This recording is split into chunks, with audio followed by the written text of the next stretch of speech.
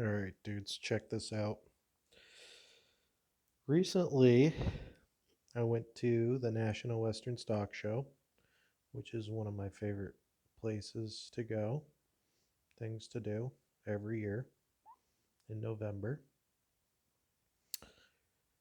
Or no, it's January. It's like the first couple weeks of January.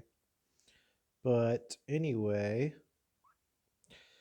this year, or the last couple years actually, there was a booth with a gentleman, and he was selling pocket knives. And the name of these pocket knives is Dajo Adventure Gear. And the gentleman told me that he designs all his knives, and there was about, I'd say, 8 different models. And they're usually it looked like to have to do with some sort of survival type knives. And I decided to just pick up the one that I thought spoke to me the most and that I would get the most EDC out of because, as you guys know, my channel, Matt's EDC and more, I'm a big EDC guy. And so for me, this was the one. And this one is called the Ledge 2. Here's the box it came in. Kind of cool. Just a normal little box, but I like how they've got them labeled. Take time to explore. Designed in Colorado, manufactured in China. And I thought that was so interesting that he was designing them and somehow he's figured out or found a person that he trusts to have them made over there. And this is what they're made out of. They're G10, 8CR13 MOV, which isn't the greatest steel, but this is honestly, he treated pretty well. And we'll talk about that here in a little bit. But it's got the, the hardness rating, 57, which is kind of cool for a cheaper steel. It's got some tweezers in the handles. I'll show you that in a second.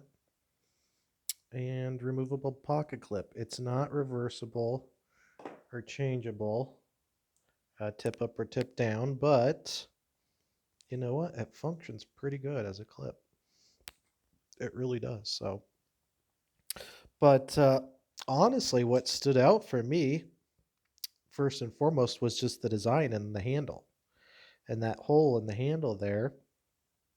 And I kind of asked the dude, kind of what's the idea behind that? And the guy said, well, he is big into like outdoors, uh, adventure trips, stuff like that. And the thing with all that is lightweight. And so he wanted a knife that would fill your hand, which this does. Man, love that big swell in the back. Fills your palm like crazy. But that hole makes it super lightweight. So you can still have all this material up here. You get some grip with that G10 up there. But man, the knife is so light. It's crazy how light the knife is. It's not even titanium, it's steel liners. But the knife is crazy lightweight because it's got this big cutout. It's relatively thin. Okay. Look how thin this blade is. I mean, this is one of the sliciest knives that I have ever used. I mean, it is insane how well this knife slices. The one thing I would say is that when you're going through stuff like apples or something like that, it gets caught on this thumb stud right here, which sucks because, man, the deployment with that thumb stud is absolutely awesome. I mean, you catch it perfectly every single time, and it rolls out just so smooth with that deployment stud. So I just kind of keep it in mind when I'm slicing stuff not to get back too far. And if you don't get back too far, it's great. And really everything but apples, I didn't really have any issues. So it really is a really great slicer. Um, Man, it surprised me honestly how good of a slicey blade it is. And then, like I was saying, yeah, the steel is not the highest end, but they've heat treated it so well that I've been using this thing for almost 2 weeks now, and it hasn't lost an edge barely. I'm just getting ready to strop it today, and man, it barely even needs it. So it's surprising when you really got to get heat treat on something how well the steel does and the difference that that makes. It really is.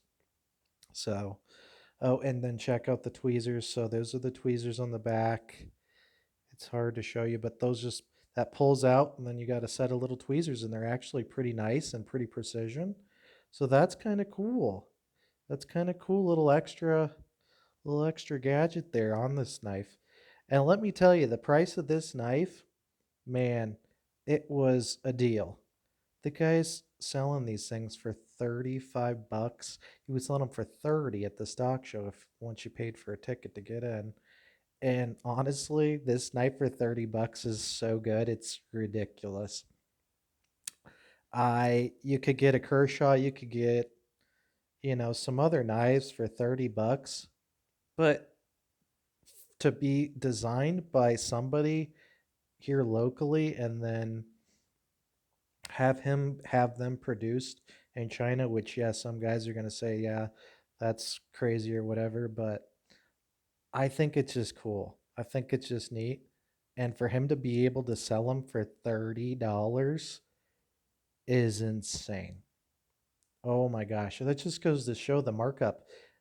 You guys know I have Spyderco's and I love collecting them. But man, when you're paying $200 for a knife, it's hard to go out and use them hard and want to do that.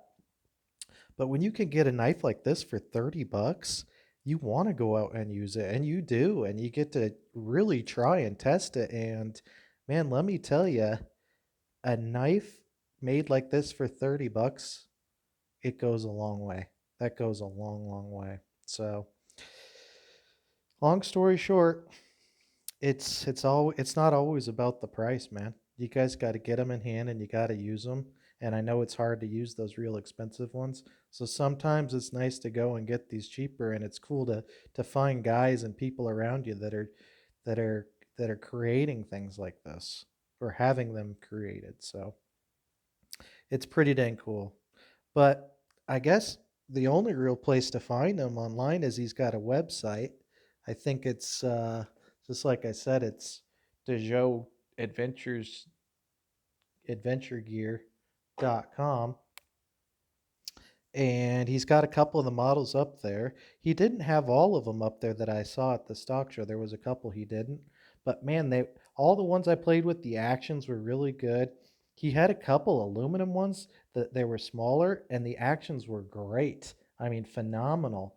I'm not sure what the blade steel was. I think it was still not the highest end, but man, just as far as an everyday knife and having something that's not crazy expensive in your pocket that you could use, great, phenomenal, incredible.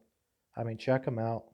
Nobody really knows about them. I've never heard about them. I mean, it's a sleeper for sure, but I'm loving it. I'm loving this knife. Gosh, this is one of my favorite knives of the new year, and one of my favorite knife purchases in a while. And it was only 30 bucks. So I guess I'm kind of going back to start a little bit. I'm gonna go start checking out some of the other stuff that I haven't kind of been having my eyes open to in a while, and this really makes me think about that. So just thought I'd let you guys check it out. Really cool knife. Check them out. Get online. See if you can find one on the internets. Worth the money. Worth the 35 bucks, that's for sure. So grippy G10. It's got just the right texture. It's not too grippy, but grippy enough. Man, nice knife for 30 bucks, guys. So go check them out. Thanks for watching. Like, share, and subscribe.